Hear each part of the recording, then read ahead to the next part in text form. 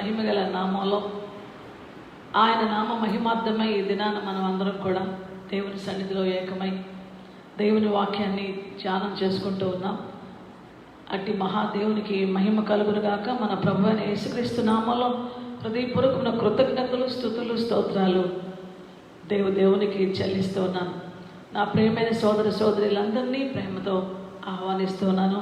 మీకు నా శుభవందనాలు తెలియపరుస్తున్నాను.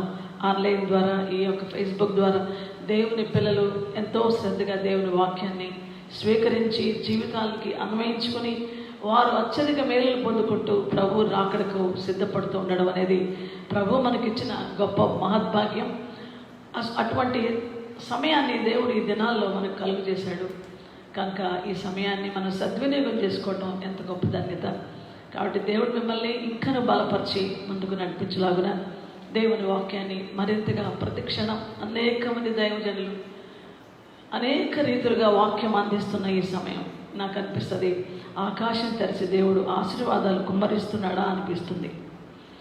వర్షం ఎంత చక్కగా వస్తూ భూమిని తడుపుతుందో, అలాగే ఎండిన జీవితాలే కాకుండా జీవితాలకి తృష్ణగొన్న వారికి అద్భుతమైనటువంటి ఆకలి కొన్న హృదయాలకు దాహము తీరుస్తున్న విధానము, ఆకలి తీరుస్తున్న విధానము, అనేక రీతులుగా తృప్తిపరుస్తున్న విధానము, ఒక వైటమిన్ ఫుడ్ లాగా డిఫరెంట్ కైండ్స్ ఆఫ్ అనేక రీతులుగా మరి ఆహార పదార్థాల్లో విటమిన్స్ ఎట్లా ఉంటాయో అటువంటి వైటమిన్స్తో కూడిన ఫుడ్ మాదిరిగా ఆహారంలాగా దేవుని వాక్యము పలు కోణాల్లో దైవ జనుల నోటి ద్వారా, దేవుని బిడ్డల ద్వారా దేవుడు అందింపు చేస్తున్నాడు. స్త్రీలను, పురుషులను, బిడ్డలను, యవనులను అందరినీ వాడుకుంటున్నారు. అనేక రీతులుగా వారి యొక్క ఆరాధనలు, వారి పాటలు, వారి సాక్ష్యాలు, సందేశాలు, ఇదంతా క్రైస్తవ శరీరమైన సంఘం పౌష్టికంగా, బలంగా, అసలు అంటే పాపాన్ని నిరోధించే శక్తి. ఇప్పుడు అందరికీ వ్యాధి నిరోధక శక్తి కావాలి, మనకి మన ఇమ్యూనిటీ పెరగాలి,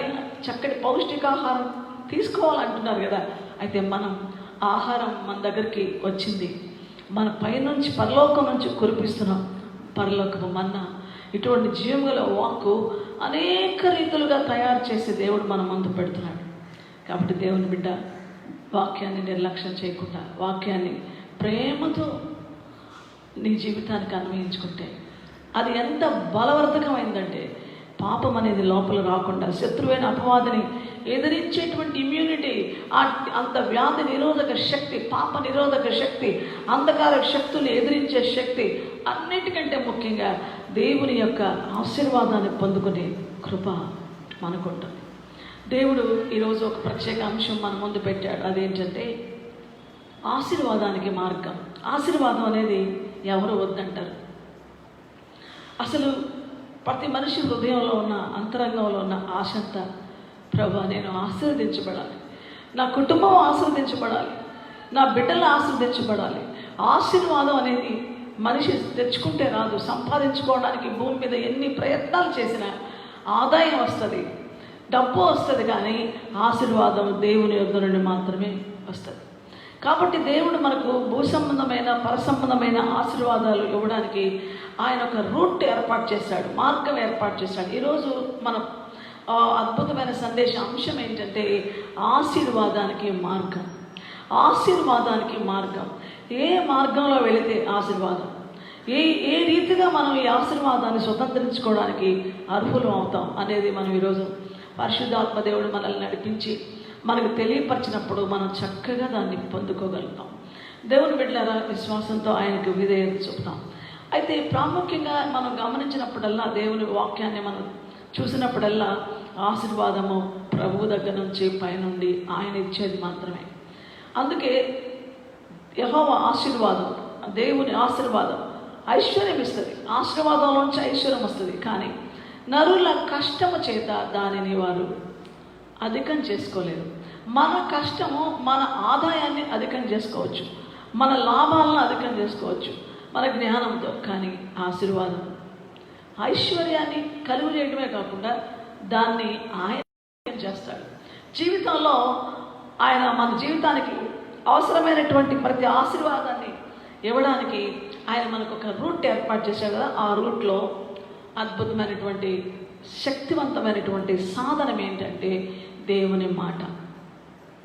అందుకే దేవుడు ఈ 28వ అధ్యాయం ద్వితీయోపదేశ కాండంలో నీవు నీ దేవుడైన యెహోవా మాట శ్రద్ధగా విని నేడు నేను నీకు ఆజ్ఞాపించుచున్న ఆయన ఆజ్ఞల అన్నిటినీ అనుసరించి నడుచుకుని ఎడల నీ దేవుడైన యెహోవా భూమి మీదనున్న సమస్త జనముల కంటే నిన్ను హెచ్చించును.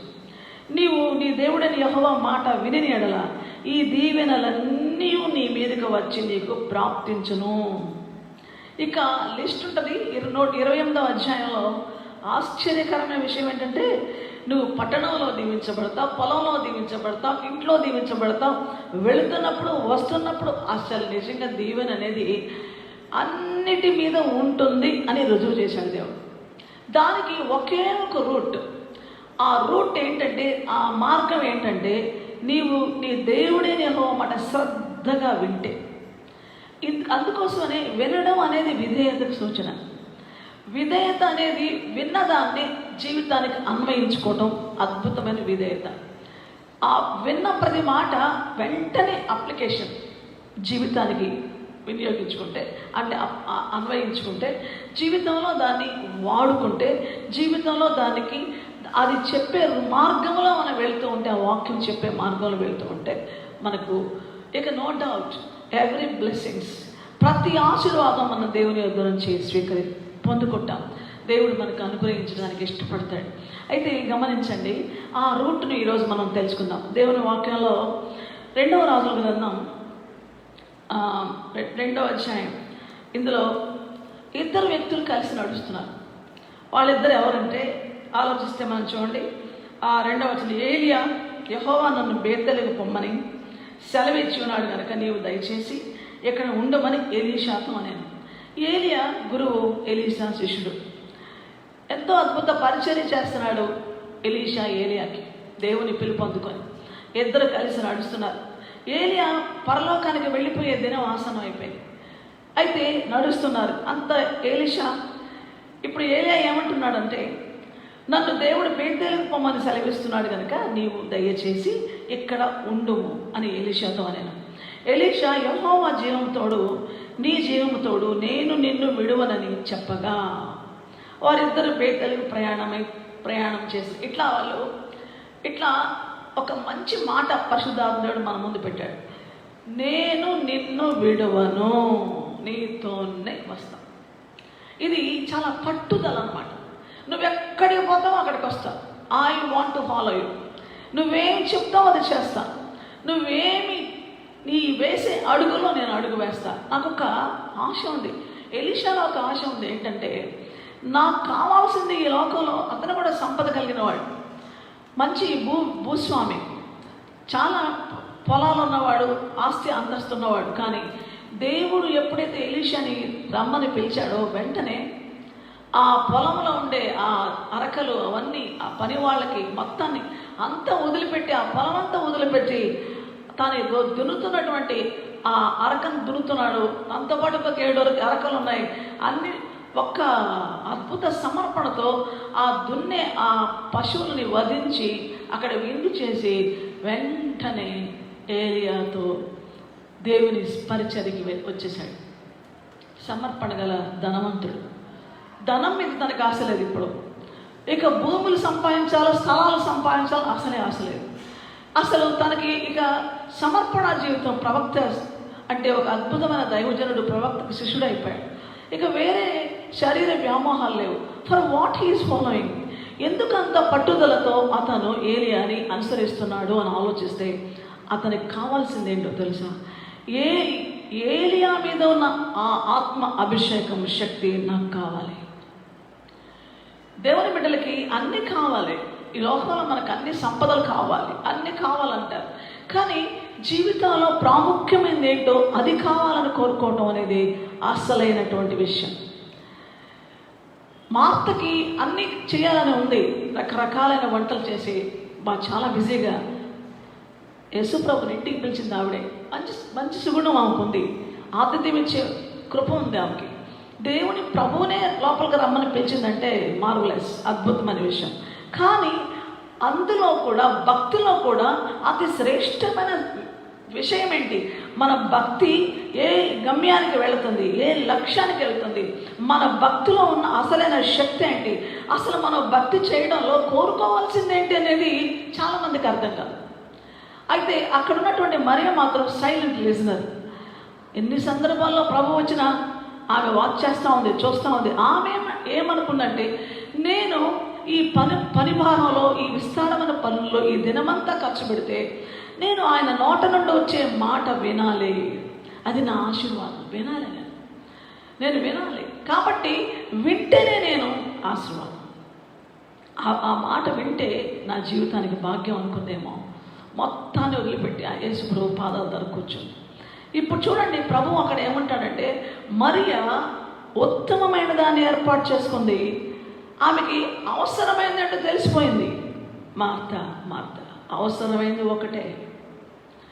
ఇది నాన్న దేవా, నీ ఆశీర్వాదం నా మీద ఉండాలి అని కోరుకునే వాళ్ళు చాలామంది ఉంటారు. అది భక్తి చేసే వాళ్ళకున్న ఉద్దేశమే. కానీ ఈ ఆశీర్వాదం నేను పొందుకోవడానికి దారి ఎలాగా, ఎటువంటి నియమాలు కలిగి ఉండాలి, ఏ నడక నడవాలా, ఏ విధానంలో నేను ఈ ఆశీర్వాదాలు పొందుకోవాలంటే, ఆశీర్వాదాలన్నిటికీ ఒక ద్వారాన్ని పెట్టాడు దేవుడు. ఆ ద్వారం ఏంటంటే ఒబీడియన్స్, విధేయత అనే ద్వారం పెట్టాడు. విధేయత అనే ద్వారంలో గుండా తప్ప మరి ఏ రూట్లో ఉన్న ఆశీర్వాదాలు రావు. అందుకే నువ్వు నీ దేవుని మాట శ్రద్ధగా విని, ఆ వినడంలో విధేయత ఉంది. ఆ శ్రద్ధగా విన్న వ్యక్తి ఆటోమేటిక్గా చెప్పింది ఏం చెప్పాడు అలానే చేస్తాడు, చెప్పింది చెప్పినట్టుగానే చేస్తాడు. కానీ శ్రద్ధ లేని వ్యక్తి చెప్పిన దాన్ని వెంటనే వదిలిపెట్టేస్తాడు. చెప్తా ఉంటారు, మనం చేస్తూ ఉండాలా ఏంటి, వాళ్ళు చెప్పుకొని మన దారి మనదే, వాళ్ళ దారి వాళ్ళదే. చెప్పిందంతా పట్టించుకుంటే మనకు కుదరదు కదా, మన పనులు బోల్డ్ ఉంటాయి కదా. ఈ దేవుడు చెప్పింది చేస్తే మనం ఇంకా ఎన్ని ఈ లోకంలో మనం బాగా ఉండం కదా అనుకొని వెర్రి వాళ్ళై దేవుడు చెప్పిన మాటను వినకుండా రకరకాల మాటలు వింటూ ఆశీర్వాదానికి దూరం అయిపోతుంటారు. నంబర్ 1, ఈ ఆశీర్వాదానికి రూట్ ఏంటో తెలుసా? మొట్టమొదట పట్టుదల కావాలి. నేను నిన్ను విడిచిపెట్టాను. నిజంగా యాకోబు జీవితంలో కూడా మనం చూస్తే మనకు తెలుసు, యాకోబు, నువ్వు నన్ను ఆశీర్వదించేంత వరకు నేను నిన్ను విడవనంతే, నువ్వు నన్ను ఆశీర్వదిస్తేనే నేను విడుస్తా. ఒంటరిగా మిగిలిపోయిన యాకోబు దేవునితో పెనుగులాడుతున్నాడు. ఇది చాలా అద్భుతమైన విషయం. ఆదికాండం 32వ అధ్యాయంలో ఇది 24వ వచనం ఉంది. యాకోబు ఒక్కడు మిగిలిపోయాడు. ఒక నరుడు తెల్లవారు వరకు అతనితో పెనుగులాడాడు. తాను అతన్ని గెలవకుండా చూచి తొడగుడ్డి మీద అతన్ని కొట్టాడు. అప్పుడు అతడు ఆయనతో పెనుగులాడటం వలన యాకోబు తొడగూడు వసిలేదు. ఆయన తెల్లవారు నప్పుతున్నది కనుక నన్ను పోనిమ్మనను. అతడు, నీవు నన్ను ఆశీర్వదించితేనే గాని నిన్ను పోనీయను. అంటే మన ప్రార్థన ఇటువంటి పోరాటంతో కూడిన ప్రార్థన. ప్రభువా, నీవు చెప్పిన మాట అంటే నేను వింటాను, నేను శ్రద్ధగా నేను విని నీ మాట ప్రకారం నేను జీవిస్తాను, ప్లీజ్ బ్లెస్ మీ. ఒక కండిషనల్గా నువ్వు నా మాట వింటే, నువ్వు నా మాట శ్రద్ధగా వింటే నేను ఆశీర్వదిస్తాను. నువ్వు నా మాట వినే వ్యక్తిగా నువ్వు మారితే, అందుకే దేవుని వాక్యం విస్తారంగా ప్రకటించబడుతుంది, వెల్లడి చేయబడుతుంది. ఎందుకని? నువ్వు వినాలా, విని విధేయత చూపాలా. అలా చేసినప్పుడు దేవుని ఉద్దేశం ఎందుకు ఇంత విస్తారంగా వాక్యము ప్రకటించబడుతుందంటే, టు బ్లెస్ యూ, నిన్ను దీవించడానికి, నీ ఆశీర్వాదం కొరకే, నీ కొరతలు తీర్చడం కొరకే, నీ జీవితం ధన్యంగా మారడం కొరకే, నీవు ఆరోగ్యకరంగా ఆశీర్వాదకరంగా దేవునికి మహిమ తెచ్చే బిడ్డగా, దేవుని నామానికి అత్యధిక మహిమ తెచ్చే వ్యక్తిగా మారాలనే ఈ యొక్క రూట్. అందుకు వినమన్నాడు. దేవుడు ఎప్పుడు కూడా ఆయన స్వార్థం లేనివాడు. మనల్ని ఎంత ప్రేమిస్తున్నాడంటే త్యాగం చేసి ప్రేమిస్తున్నాడు. ఆయన మన కోసం చేయవలసిందంతా చేశాడు, తానే బలి అయిపోయాడు సిలువలో. అందుకే యేసుక్రీస్తు ప్రభు మనల్ని ఆశీర్వదించడానికే ఈ లోకానికి వచ్చాడు. ఆయన ఎందుకు ఆయన మాట వినమంటున్నాడు? ఆయన మాట వినటంలో నాకేమొస్తుంది అని అనుకోవద్దు. ఆయన మనల్ని ఆశీర్వదించడానికి ఈ లోకానికి వచ్చి ఆ ఘోర కల్వరి సిలువలో ఆయన మన కోసం బలి అయ్యాడు. ఆ సిలువ, సిలువ అనే బలిపీఠంలో పుణ్య బలిదాన రక్తం, యేసయ్య పుణ్య బలిదాన రక్తం, ఆయన ఆ బలిదానంలో మనల్ని ఆ పుణ్య రక్తంలో మనల్ని పునీతులుగా చేసి, మనల్ని పవిత్రులుగా చేసి, నిర్దోషులుగా చేసి, మనము కోల్పోయిన ప్రతిదాన్ని పొందుకోవాలని, ఆశీర్వాదాలని తిరిగి స్వతంత్రించుకోవాలని. ఎందుకంటే పుట్టుకతోనే మనకు ఆశీర్వాదాలు వచ్చాయి. ఆదికాండం 1వ అధ్యాయం 24, 25, 26 వచనాల్లో దేవుడు స్త్రీనిగా పురుషునిగా సృష్టించి వారిని ఆశీర్వదించాడు. వారిని భూమిని లోపరుచుకోమన్న అధికారంతో కూడిన వర్ధిల్లండి, విస్తరిల్లండి, అసలు మనం ఇంతగా ఫలించండి అన్ని ఆశీర్వాదకరమైన పరిస్థితుల్ని అక్కడ ఏర్పాటు చేస్తే, తినవద్దన్న ఫలాన్ని తిన్నందువల్ల, దేవుని ఆజ్ఞ అతిక్రమించినందువలన ఆశీర్వాదం కోల్పోయారు. శాపగ్రస్తమైన నేల మీదకి వెళ్ళిపోయారు, కష్టాల పాలయ్యారు. అదే శాపగ్రస్తమైన నేలలో యేసు ప్రభు ఆశీర్వాదం అనే పేరు యేసు ప్రభుకి, ఆయన ఆశీర్వాదం.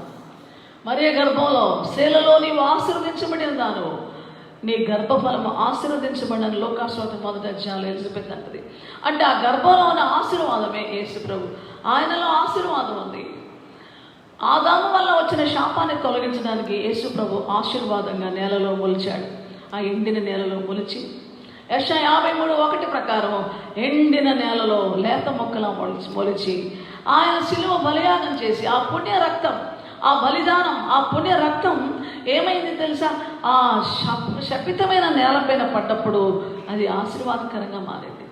అందరి జీవితాల్లో ఎప్పుడైతే ఆ నేలలో ఆయన మొలిచాడో, ఆయన శిలువ బలియాగపు రక్తం ఆ నేలపైన ఒలికిందో, ఆశీర్వాదం అక్కడ కలిగింది. కాబట్టి ఎందరి జీవితాల్లోకి ఆయన ప్రవేశిస్తాడో, ఎందరు ఆయన మాట వింటారో వాళ్ళు ఆశీర్వాదం అనేది ఆరంభం అవుతుంది రక్షణలో.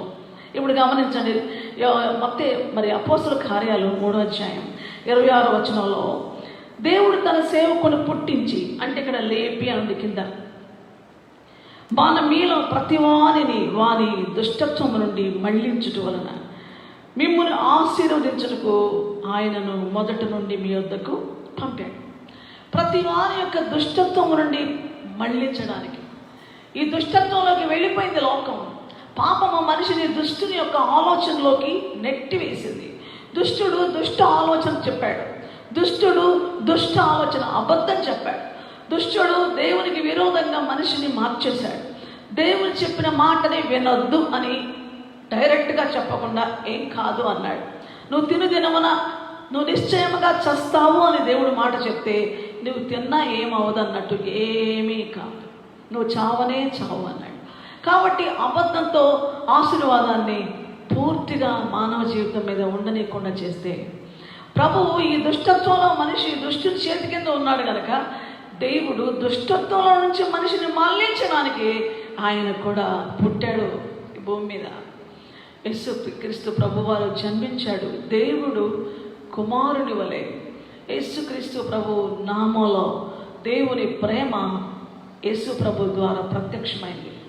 దేవుని కుమారుడిగా, మనుష్య కుమారుడిగా ఆయన జన్మించి ఆ దుష్టత్వంలోంచి మళ్లించడం వలన మనల్ని ఆశీర్వదించుటకి యేసు ప్రభు వచ్చాడు ఈ లోకానికి. అది గుర్తుపెట్టుకోవాలి. రక్షణ అనేది మతం కాదు. మారు మనసు పొందడం, రక్షించబడడం అనేది మతం కాదు. నీ జీవితము దుష్టత్వంలో నుంచి విడుదల పొంది నీవు ఆశీర్వదించబడుటకు. దుష్టత్వం అంటే ఏంటో తెలుసా? దుష్టుని ఆలోచన ప్రకారం నడవడం. దుష్టుడు ఎవరో తెలుసా? అపవాది, సాతానుడు. దేవుడి మార్గంలో నుంచి మనుషుల్ని తప్పించేవాడే దుష్టుడు. సన్మార్గంలో నుంచి, సత్య మార్గంలో నుంచి, నీతి మార్గంలో నుంచి, న్యాయ మార్గంలో నుంచి ఎవడు తప్పిస్తాడు? దేవుడు ఎప్పుడు కూడా అన్యాయం చేయమని చెప్పడు, అక్రమం చేయమని చెప్పడు. దేవుడు ఎప్పుడు అపవిత్రమైన